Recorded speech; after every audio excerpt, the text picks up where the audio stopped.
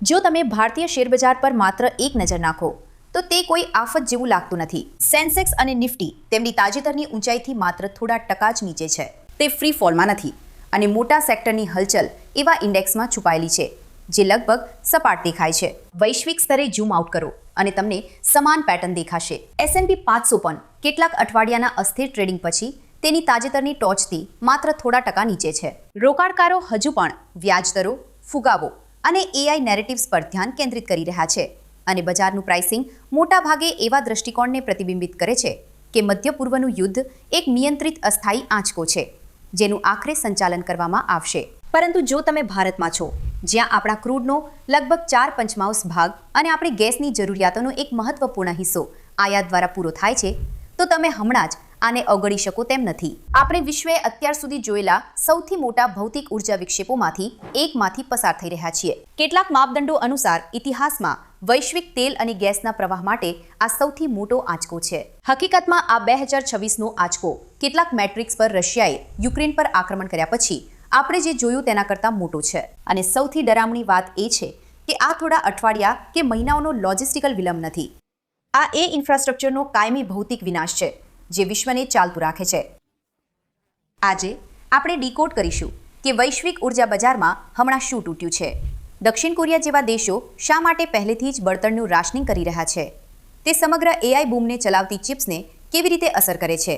અને સૌથી અગત્યનું, હજારો માઇલ દૂર બેઠેલા તમારા માટે, ભારતીય રોકાણકાર માટે આનો અર્થ શું છે? આ વખતે શા માટે અલગ છે તે સમજવા માટે તમારે વિલંબ અને વિનાશ વચ્ચેનો તફાવત સમજવો પડશે. ભૂતકાળમાં ગલ્ફ યુદ્ધો દરમિયાન અથવા તાજેતરના રશિયા યુક્રેન સંઘર્ષ દરમિયાન પણ તેલ અને ગેસ હજુ પણ ત્યાં જ હતા. પાઇપલાઇનો અકબંધ હતી, રિફાઇનરીઓ કામ કરતી હતી. સમસ્યા ફક્ત બળતણને એક જગ્યાએથી બીજી જગ્યાએ પહોંચાડવાની હતી.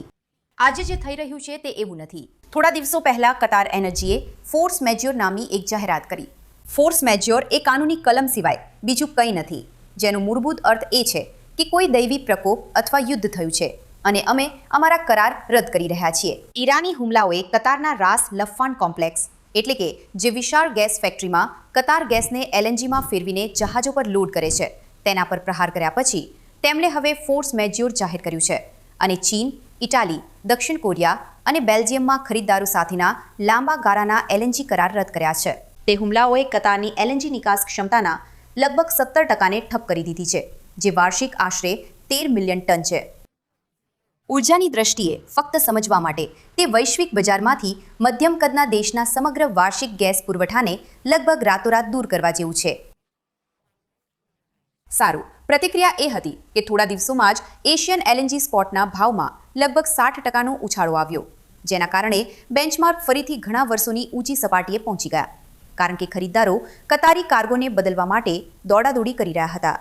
ચાલો દક્ષિણ કોરિયા પર નજર કરીએ. તે લગભગ તેનું બધું જ તેલ આયાત કરે છે અને તે વિશ્વના સૌથી મોટા LNG ખરીદદારોમાંનું એક છે. ગેસ આધારિત પ્લાન્ટ તેની લગભગ 27% વીજળી ઉત્પન્ન કરે છે. તેથી LNG પુરવઠામાં કોઈ પણ આંચકો ગ્રીડ અને ફેક્ટરીઓ બંનેને અસર કરે છે. સિઓલે પહેલેથી જ બળતણ બચાવવાના પગલાં અમલમાં મૂક્યા છે, જેમાં એક રોટેશન સિસ્ટમનો સમાવેશ થાય છે જે દર અઠવાડિયે એક દિવસ સરકારી વાહનોને રસ્તા પરથી દૂર રાખે છે. તે દેશ જેના ચિપ મેકર્સ વિશ્વની મેમરી ચિપ્સનો મોટો હિસ્સો પૂરો પાડે છે તેને અચાનક વીજળી ચાલુ રાખવાની ચિંતા કરવી પડી રહી છે. પરંતુ આ જે રીતે બની રહ્યું છે તેમાં એક કારી લગભગ અવિશ્વસનીય વક્રતા છે. કતારમાં જે સુવિધા પર હુમલો થયો હતો, રાસ લફાન, તે વિશ્વના સૌથી મોટા ગેસ ક્ષેત્રની એક બાજુએ આવેલી છે. તે જ ભૌગોલિક ખડકની બીજી બાજુ ઈરાનની છે. તેને સાઉથ પાર્સ કહેવાય છે. પહેલા ઈરાનની બાજુ પર હુમલો થયો, પછી બદલામાં કતારની બાજુ પર હુમલો થયો. તો જે અણુઓ 4 ખંડો માટે LNG બને છે અને વૈશ્વિક કૃષિને પોષતા એમોનિયા માટેનો ફીડ સ્ટોક, તે બધું એક જ ખડકમાંથી આવે છે. અને હવે ખડકની બંને બાજુએ આવેલી મહત્વપૂર્ણ સુવિધાઓ અસરગ્રસ્ત થઈ છે. અને અહીં એ વાત છે જે મોટાભાગના લોકો ચૂકી જાય છે. જો કતાર આને કાલે ફરીથી બનાવવા માંગે તો પણ તે ફક્ત થોડા સ્પેર પાર્ટ્સનો ઓર્ડર આપી શકતું નથી. LNG ટ્રેનોને ફીડ કરતી વિશાળ મશીનો, ખાસ કરીને mega scale air separation units ASUs, તેને બનાવવા અને ઇન્સ્ટોલ કરવામાં સામાન્ય રીતે 3 થી 4 વર્ષ લાગે છે અને વિશ્વભરમાં માત્ર મુઠ્ઠીભર વિશિષ્ટ કંપનીઓ જ તેને તે સ્કેલ પર સપ્લાય કરી શકે છે. તો વાસ્તવિક રીતે આપણે અડધા દાયકાના મોટાની વાત કરી રહ્યા છીએ, બધી ક્ષમતા પાછી આવે તે પહેલા. હવે ચાલો ક્લાઉડ વિશે વાત કરીએ. આકાશમાંના ક્લાઉડની નહીં, પરંતુ ચિપ્સ પર ચાલતા ડેટા સેન્ટર ક્લાઉડની. તેઓ પણ આ જ ખડક પર નિર્ભર છે. કતારનું રાસ લફાન કોમ્પ્લેક્સ નોર્થ ફિલ્ડમાંથી ગેસ પર પ્રક્રિયા કરે છે અને તે પ્રક્રિયામાં તેના LNG ઓપરેશન્સની આડપેદાશ તરીકે વિશ્વના 30% હિલિયમનો પુરવઠો પૂરો પાડે છે. હિલિયમ એ અદૃશ્ય ઉમદા ગેસ છે જે લિથોગ્રાફી અને અન્ય સાધનોને ઠંડુ અને સ્થિર કરવામાં મદદ કરે છે, જે ચિપ્સ છાપે છે, જે AI તેજીને શક્તિ આપી રહી છે.